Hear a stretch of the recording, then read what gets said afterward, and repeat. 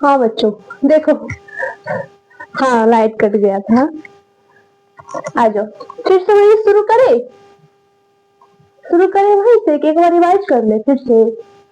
अच्छा, समरी के बारे में देख रहे थे ना हम लोग।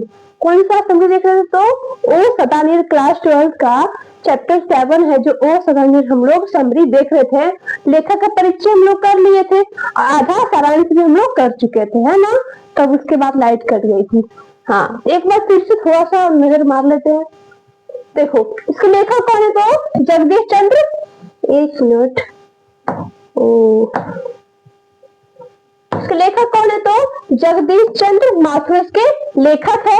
इसे हम जान चुके थे, इनका जन्म के बारे में जान चुके थे। जन्म कब हुआ? तो 16 जुलाई 1917 में इनका जन्म हुआ है। ठीक है, ये भी हम लोग देख लिए थे। निधन, इनका मृत्यु भी देख चुके थे हम लोग। मृत्यु कब हुआ? तो 14 मई 1978 में इनका मृत्यु हुआ है।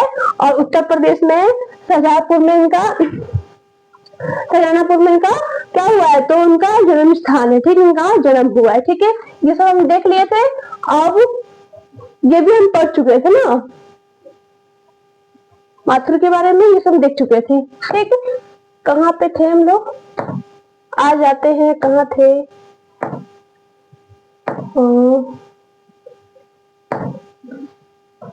ये तो हम देख चुके थे ना, गंडक चंपारण में बहने वाली नदी है जो। हाँ, ये भी देख चुके थे। यहाँ से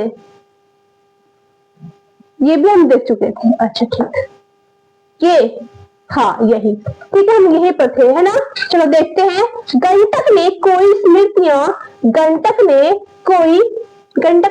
स्मृतियां नहीं छोड़ी। भवन, मंदिर, घाट कुछ भी नहीं। हवाई जहाज से देखने पर गंडक घाटी के दोनों ओर बहुत सारे ताल दिखाई पड़ते हैं, जिनमें इसे एक सरैयामन ताल है। कौन सा है? देखो, उसमें क्या दिखाई पड़ते हैं?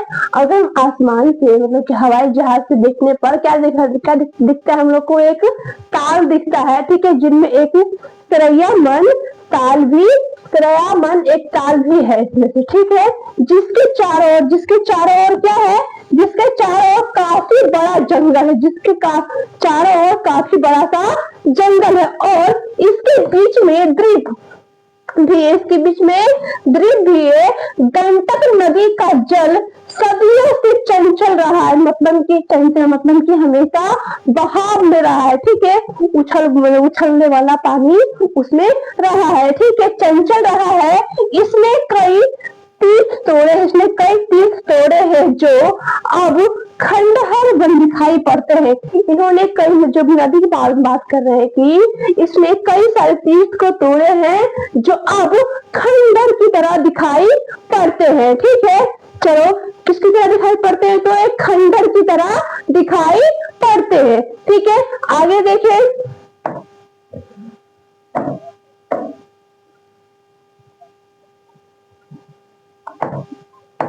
चलो देखो,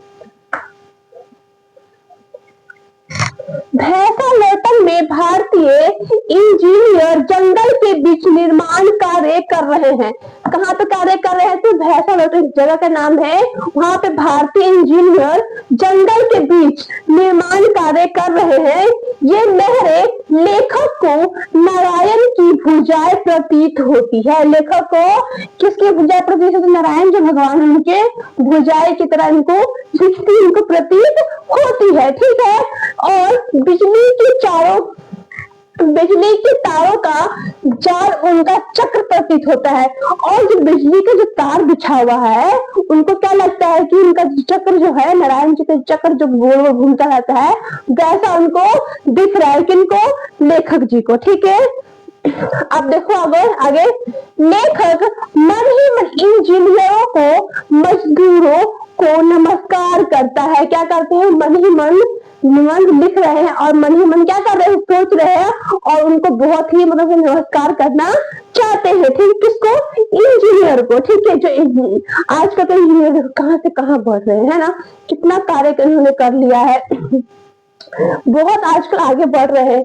इन्होंने बांध बनाया, बांध पर इन्होंने बिजली का तार बिछाया होगा, तो वही बोल रहे हैं कि मजदूरों को नमस्कार करता है कौन, ये कौन नमस्कार करते हैं। तो हाँ, लेखक कौन है, लेखक जी ये निबंध लिखे हुए हैं और नमस्कार करना चाहते हैं। लेखक का नाम क्या है, तो क्या नाम है,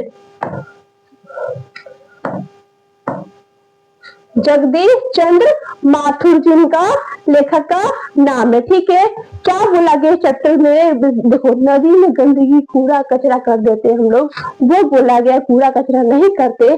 तो आज चंपारण का गंडक नदी होगी, वहां पे जंगल जो काटे गए हैं जंगल नहीं करता, तो आज वहां पे तीर्थंकर लोग, तीर्थ लोग यहाँ पे लोग बड़े बड़े पूजा पाठ करने के लिए आते, लेकिन हम लोग क्या करते हैं, जो भी मिला नदी में जाकर के बहा दिए, गंदगी कर दिए। कुछ भी हुआ, मतलब कि मान लो अगर कोई किसी का जानवर का भी मृत्यु हो जाता है, क्या करते हैं करके, तो उस नदी में बहा देते हैं। हम यही करते हैं, कुछ भी गंदगी, घर का कूड़ा कचरा कुछ भी निकला, क्या किए, गए नदी के पास और फेंक के चले आए। ये नहीं लगा हमको, ये देखो उससे क्या फैल रहा है, जल प्रदूषण फैल रहा है, लेकिन हमको उससे कोई मतलब ही नहीं है। क्यों मतलब नहीं है, उससे जल प्रदूषण फैल रहा है, मतलब ही नहीं है कि कुछ भी हो रहा है, घर का गंदगी साफ हो गया, खत्म, कहानी हो गया। अपना घर साफ, सब कुछ साफ, ऐसा नहीं है अपना घर साफ हो गया सब कुछ साफ हो गया, बिल्कुल नहीं। ठीक है, देखो आज देखो एक दिन फेंक देंगे, 2 दिन फेंक देंगे, ऐसे करते करते देखा देखी सब लोग फेंकता है, तो सब लोग देखो पानी क्या है, गंदा होगा, पानी गंदा होगा तो आप लोग बीमार पड़ोगे, उसकी स्मेल आप लोग के घर के पास आएगी। ठीक है, तो आप लोग बीमार तो पड़ोगे ही, हाँ बीमार पड़ोगे तो कहाँ जाओगे, ऊपर वाले के पास चले जाओगे, समझ जाओ। जल प्रदूषण रोकने, देखो जल प्रदूषण करने की करो ना मूर्खता, स्वच्छ भारत स्वच्छ जल से ही जीवन है चलता, समझे। चलो देखो, अब तो मैं क्या चुका है, मैं ये सवाल हो गया पूरा कंप्लीट। छोटा सा ही पार्ट 1, आप लोग को इसके आगे देखना है तो पार्ट 1 जाकर देख लेना पहले, फिर इसके बाद पार्ट 2 आप लोग देखना, ठीक है। तो इतना ही, धरती पानी हवा रखो साफ, धरती पानी हवा रखो साफ, वरना आने वाली पीढ़ी नहीं करेगी माफ, नहीं करेगी माफ। चलो ठीक है, इतना ही, कल दूसरे क्लास में फिर से हम मिलते हैं, ठीक।